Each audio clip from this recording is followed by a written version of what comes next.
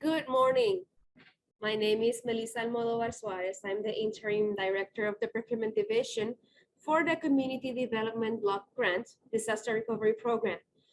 In this private meeting, we are going to explain the process for the CDBG-DR-RFP 2022-01 request for proposals for program management services under the R3 program.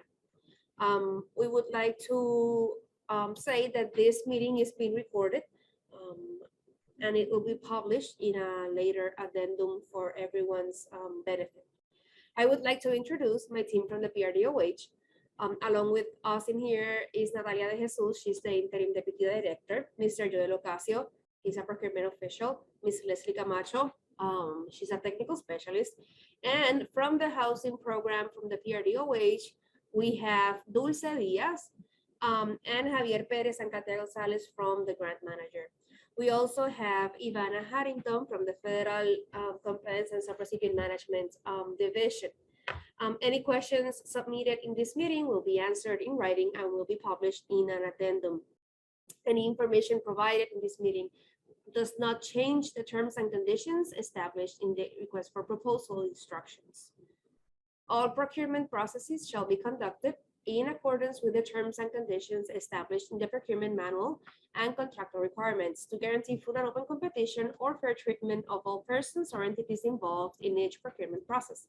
This procurement manual is available at www.cdbg-dr.pr.gov and is incorporated by reference and made an integral part of this RFP. Nothing said at the pre-bid meeting will change any of the terms of the RFP except a written amendment to the solicitation issued through an addendum, which will be published in the CDBG-DR website. Now, we'll leave you with Dulce Diaz Campos, and she will be explaining the scope of services.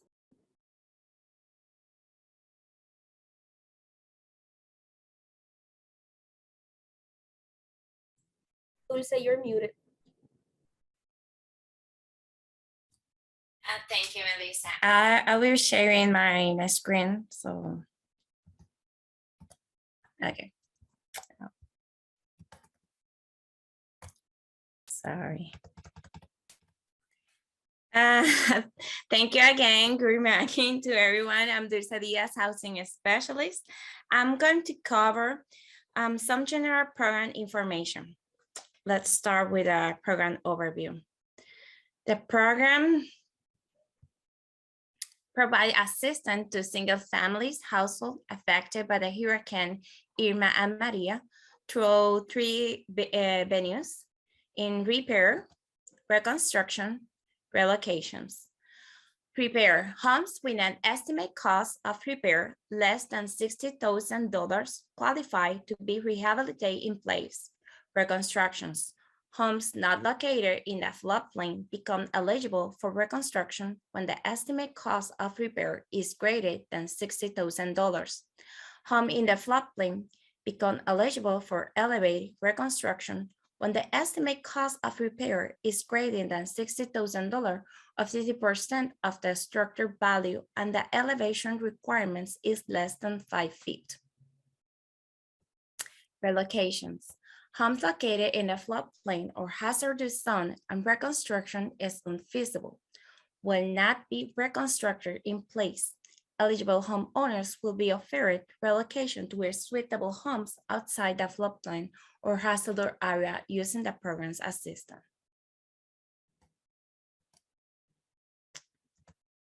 The R3 award determination workflow present all the steps from the beginning to the end. It was designed to provide the best assistance to the participant and help during the determination process. The first step is the applicant intake. The second, the eligibility. Once completed, the next step is the damage assessment and environmental review that could be parallel. And the next step is the estimate cost of repair. At this point, we could say that the most important activities or steps are related to the flood zone and the estimate cost of repair. As I mentioned, homes with an estimate cost of $60,000 qualify to repair. For example, flood zone. Yes. The damage is substantial, is more than $60,000. Yes. Is reasonable elevation. That means it's 5 feet. Could be relocation or reconstruction in place. It's not reasonable, the elevation should be relocation.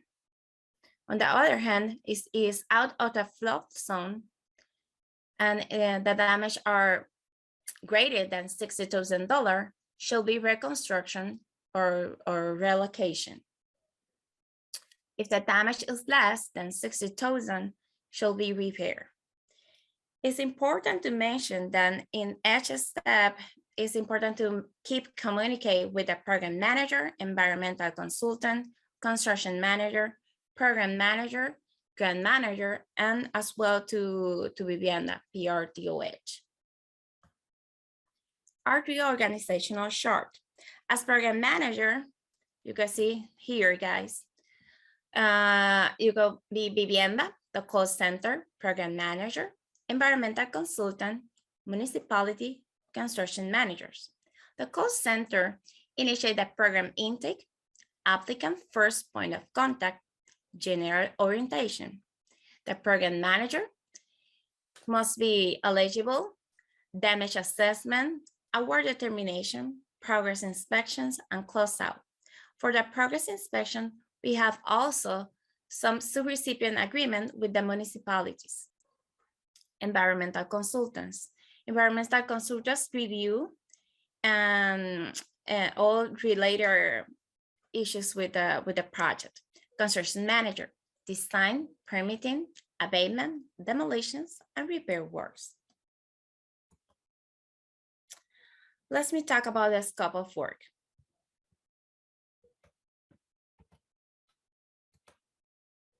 General responsibility and tasks included: operational support, project management, compliance, document control, reporting, and applicant relations. This is the general management and administration.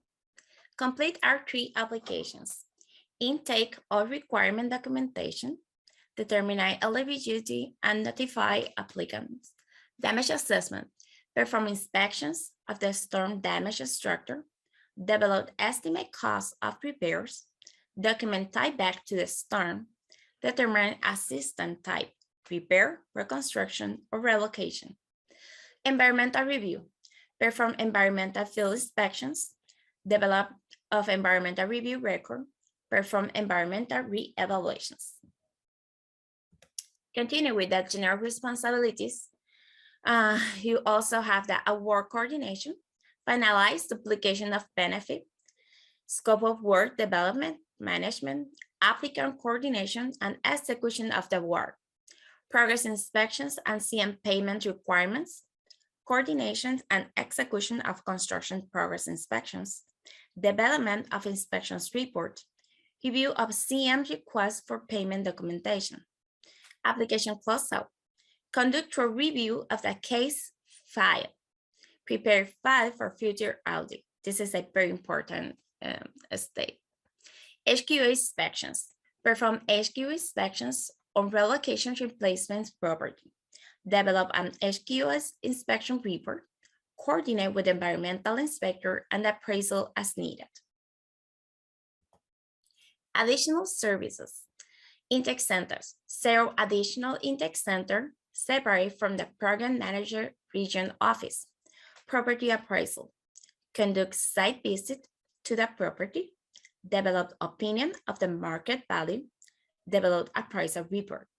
URA reimbursement, calculate the URA benefit as applicable, issue URA assistance payment to qualify URA occupant or tenant. Historical and archaeological studies, conduct specialized research, conduct architectural and archaeological service, project on-site monitoring.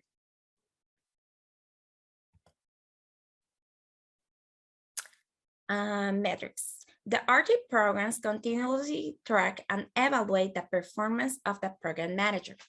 Performance might be affected due to work assigned to the responder, This includes meeting milestone and performance of construction manager assigned to the regions. Non-performance may also be subject to liquid damages for pre-eligibility notifications letter, review of construction manager scope change, performance of construction programs, inspections and reports, review of construction manager invoice. Well, that's all. Thank you for your attention.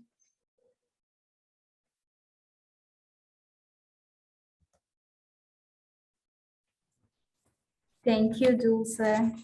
Good morning. I am Leslie Camacho, and I will be discussing the document availability, the important dates for this RFP, and the proposal submission.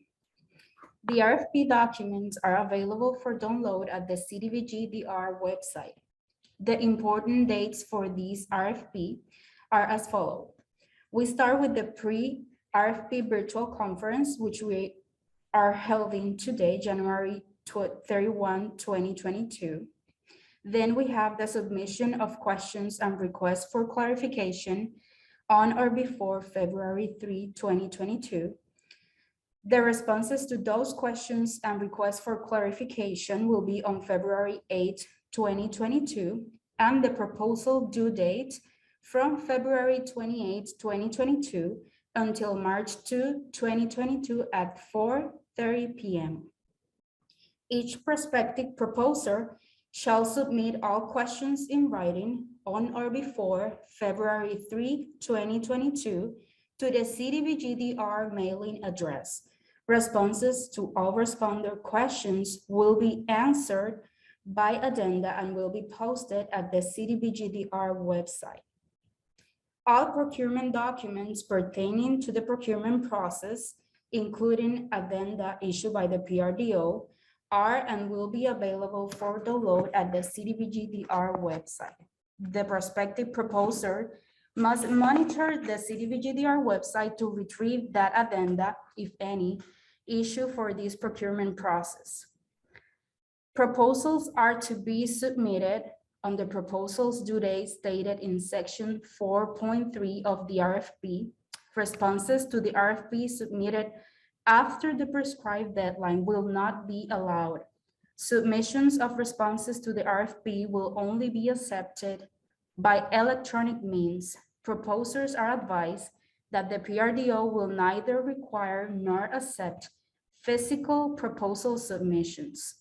If proposals are submitted in both electronic and in paper formats, the PRDO will only consider the electronic format for evaluation. The proposers will receive access to submit the electronic proposals after the registration process is completed through the CDBG-DR website. At the scheduled due date for electronic proposals submission, a link button will be enabled to provide access to the registration form. The proposals must be submitted within the closing date and time for proposals as established in section 4.3 of this RFP. If the CDBG-DR website fails during the submission period on or before the scheduled time deadline, the PRDO will provide instructions via addendum to the proposers. Now I let you with Joel Ocasio, who will be discussing about the evaluation criteria and other important requirements for this RFP. Thank you, Leslie. I'm going to briefly explain how you will be evaluating this process. We're going to verify the responsiveness of the proposal. An evaluation committee will evaluate the responsive proposals. The proposals shall be responsive in all material aspects to enable the evaluation in accordance with the following criteria: qualifications and experience for the proposer to successfully perform the services required in this RFP, as evidenced by the successful implementation of similar programs in a large, complex public organizations, preferably state government and municipalities. Qualifications and specialist experience of the proposed key personnel, as evidenced by relevant experience to the role proposed. Quality of the proposed approach, including implementation schedule and understanding of the PRDOH goals.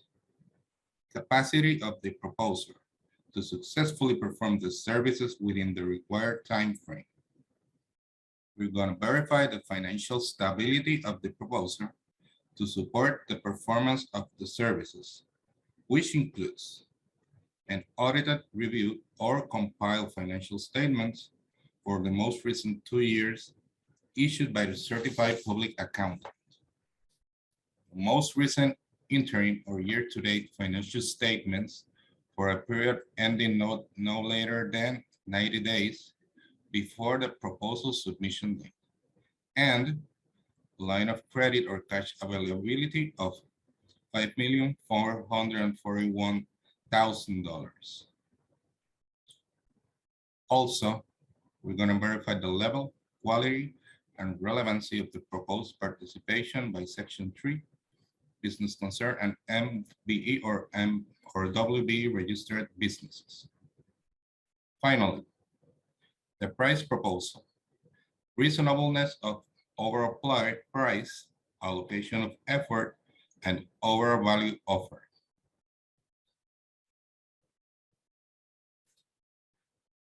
The proposer and the first-tier subcontractors must be registered in the system for award management at the time of the proposal submission, or initiate the registration process right after the bid submission. For more information about the system for award management, go to www.sam.gov. There is no registration fee to create, renew, or update your organization's information on SAM. Awards will only be issued to entities that are clear and not ineligible for award of a contract due to suspension, debarment, or HUD imposed limited denial of participation. Now, we're going to leave you with Ivana Harrington, who's going to explain you all the federal compliance requisites in this RFP. Ivana.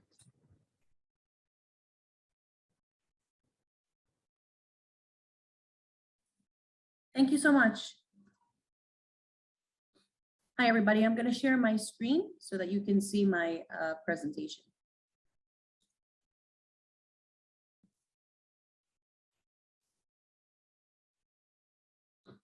Okay. In this module, we're going to be talking about federal civil rights compliance. We're going to briefly talk about some of the responsibilities, roles, and basics in order to understand the federal compliance requirements that are outlaid in your procurement package. We're also going to cover documenting efforts, upcoming training, and reporting. Federal compliance, civil rights, and labor standards includes a few areas. That includes Section 3, MWBE, fair housing, and some other regulations. Today, we're going to focus on those. Some of the roles and responsibilities that are key for contractors participating with the Department of Housing is assigning staff, somebody who will take charge and lead the day-to-day for implementing the compliance areas that we're going to discuss today. You also should be attending trainings and workshops that are made available to you through the Department of Housing. There are tools and templates that we make available to you on the website publicly. And there you should be executing activities and documentation during the course of your contract. There's also technical assistance that we offer on a one-on-one basis or in small groups. There's quarterly reporting. So you do have to submit a document 4 times every year in order to be in compliance with Section 3 and MWBE, FHEO, and a few others. And finally, you need to comply with reporting your efforts. The procurement package includes the possibility for bonus points. Proposers who are seeking to receive these Section 3 bonus points or MWBE bonus points have documents that they can locate on the Department of Housing website in order to certify and to show that you qualify with that status. In the case of MWBE, there are agencies that will certify you, in which case, if you have that certification, you need to share a copy of that certification. It needs to be valid, it needs to be up to date, and included as part of your overall package.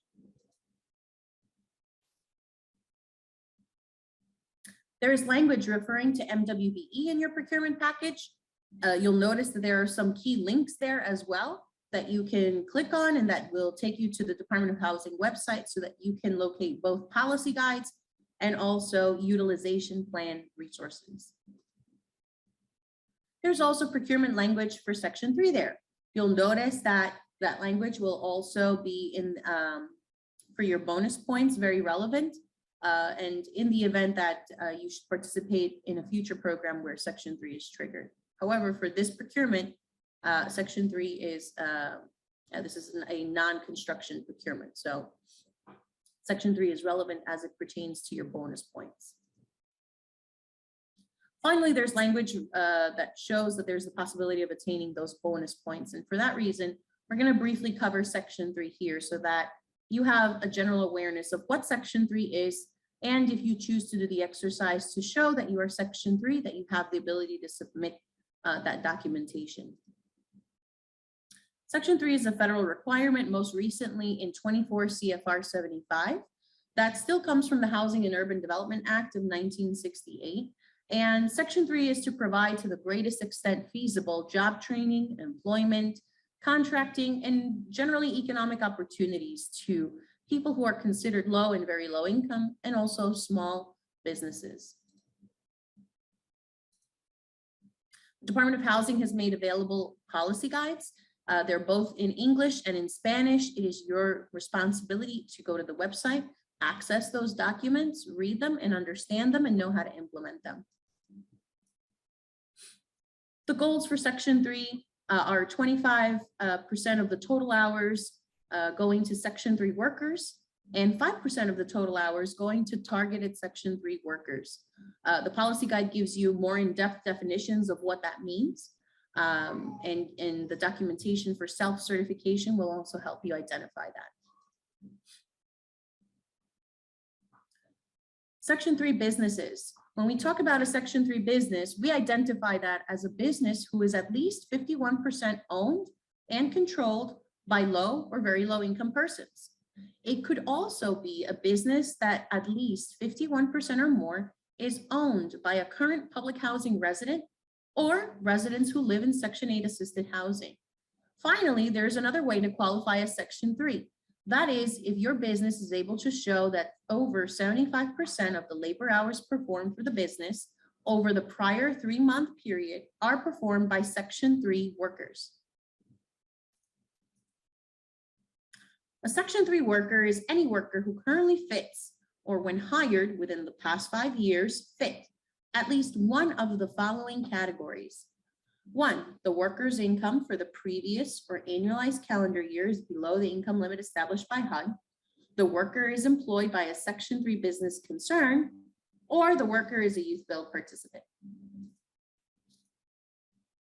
A targeted Section 3 worker is a person who is employed by a Section 3 business concern, or currently fits, or when hired, fit at least one of the following categories. They live within the service area or neighborhood of the project, or they could be a youth build participant. These are the income limits that the Fed currently has listed on their website for Puerto Rico. These are the income limits that you can use to define a person who would be Section 3 status. There are several forms that we make available. There is a Section 3 plan. That's a document template that is prepared so that contractors can submit and show how they plan on being in compliance with Section 3. There are also self-certification forms that we make available. Those are customizable and you can use them performing the exercise to uncover if you qualify as Section 3.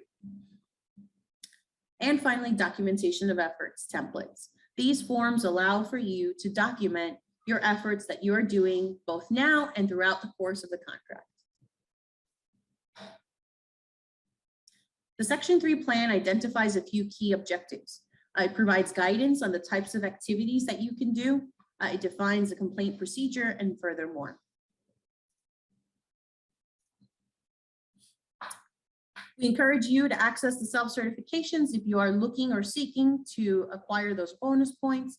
You can also register yourself on the HUD Business Registry website by using the link or using Google and searching HUD Business Registry. You can also search for other Section 3 businesses to include as part of your subcontracting pool by accessing that same HUD offered website. We're now going to go on to minority and women-owned business compliance. Department of Housing offers a policy guide that covers 2 CFR 200.321, as well as several federal executive orders. This policy guide is available also in English and Spanish. It is your responsibility to go to the website, read it, understand it, and know how to implement it during the course of your contract.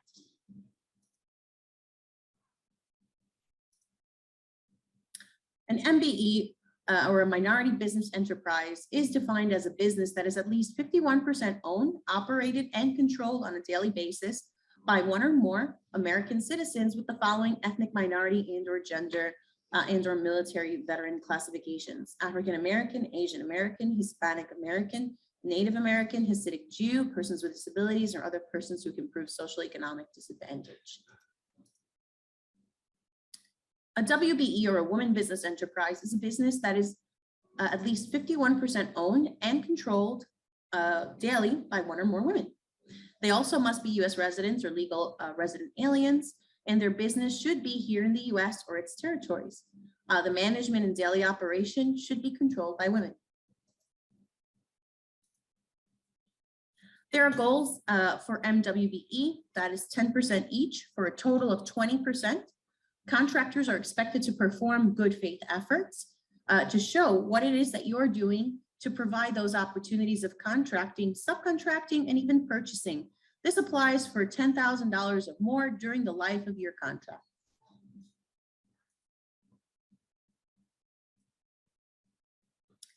There are also forms that we make available so that you can be in compliance with MWBE.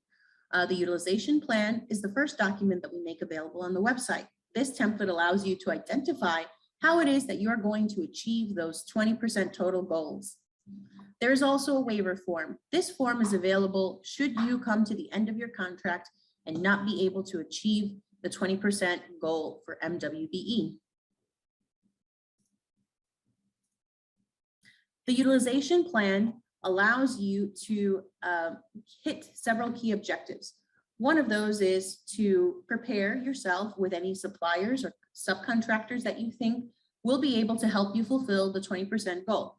It helps you track your utilization during the course of your contract, and it helps provide awareness of how far or how close you are to meeting the goal.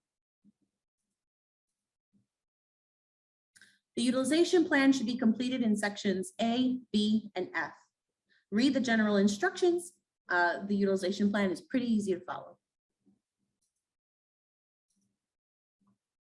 The Department of Housing has a website where you can access all these templates and even more resources that are made available there.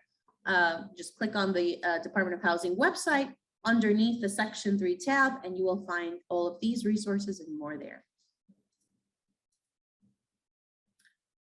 Certified women and minority businesses can be those that certify themselves through an agency, as we discussed earlier. Some of those agencies are listed here as examples for you in case you are wondering where you can locate subcontractors, or if you yourself are considering becoming a registered MWBE. Those entities are SBA, EPA, DOT, MBDA, WBENC, and so many more. Now let's talk about fair housing and equal opportunity.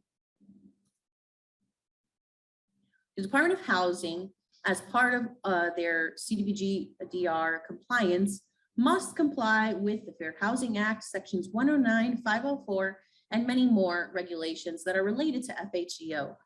This includes discrimination being prohibited against the following federally protected classes: race, color, national origin, religion, sex, age, familial status, disability, gender identity, and sexual orientation.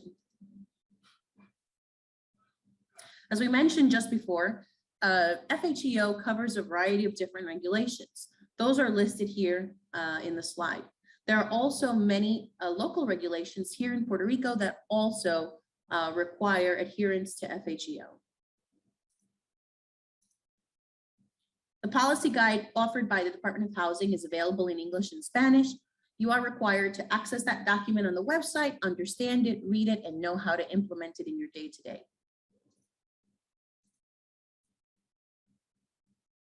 All federally funded programs must ensure that these policies and procedures don't deny the opportunity to participate, access, or benefit from programs such as the ones that you will be participating in, including employment opportunities. These requirements are enforced by HUD's Office of Fair Housing and Equal Opportunity, as we mentioned, FHEO.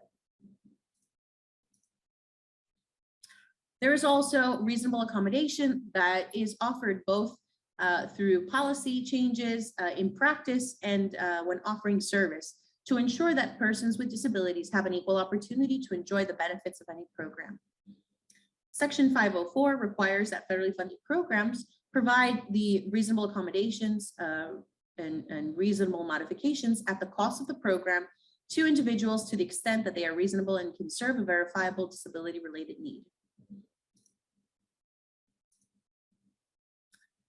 Limited English proficiency. Limited English proficiency is about taking care of a person's limited ability to read, write, speak, or understand English. PRDOH has recently approved its language access plan, and so contractors are required to read that and understand how to apply LAP, as well as limited Spanish proficiency. Now let's cover documenting your efforts and those quarterly reports that we mentioned earlier. Department of Housing offers a documentation of efforts template.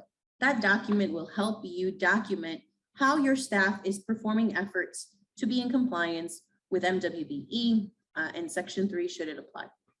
Quarterly reporting template is very important. This template is offered through the Department of Housing website. It allows you to report on a quarterly basis how you are performing in relation to these federal requirements.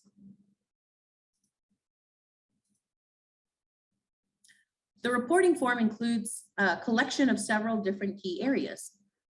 One for Section 3 data, MWBE data, FHEO data, and even for Davis-Bacon unfound workers. These are the 4 dates in which the quarterly report must be submitted to the Department of Housing. April 5th for activity from January through March, July 5th for activity from April through June, October 5th for activity that happened from July through September, and on January 5th for activity that happened from October through December. Now we're going to briefly cover some frequently asked questions that we know can arise from a procurement. Can a business be both Section 3 and MWBE? The answer is yes. A business or a subcontractor can be both because these compliance areas are separate. Section 3 allows identification through the level of income to determine your status. MWBE uses race and gender information to qualify a business. If I am planning to not have any subcontracting, do I still need to complete these documents? Yes, you should still submit your MWBE utilization plan, your documentation of efforts template, and your quarterly reports. If Section 3 doesn't apply to my contract, do I still have to complete the quarterly report? Yes, you will still have to complete the MWBE report and the FHEO reports, which are part of the quarterly report. If I'm either an MBE or WBE, do I fulfill everything on the total goals? No, you may have safe harbor for one of those goals, but you will still have an additional 10% to show good faith efforts for subcontracting or purchasing that you do. What happens if I don't fulfill the goals before the end of my contract? All awarded contractors should perform and document efforts. The Department of Housing has templates that we made available and that we discussed in this presentation to help you comply with this exercise. You can submit a waiver before the end of your contract for approval. The waiver request must be submitted with efforts and justification as appropriate. Thank you for your time. Please remember, as mentioned before, all questions need to go through the established protocols for this procurement. I will now stop sharing the screen.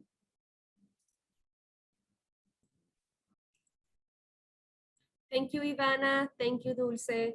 Joel and Leslie, obviously. We'd like to thank all the participants and the attendees for participating in this pre-bid meeting. It will be shared shortly in an addendum with the presentations that were given here today. So we thank you for your participation and have a great day.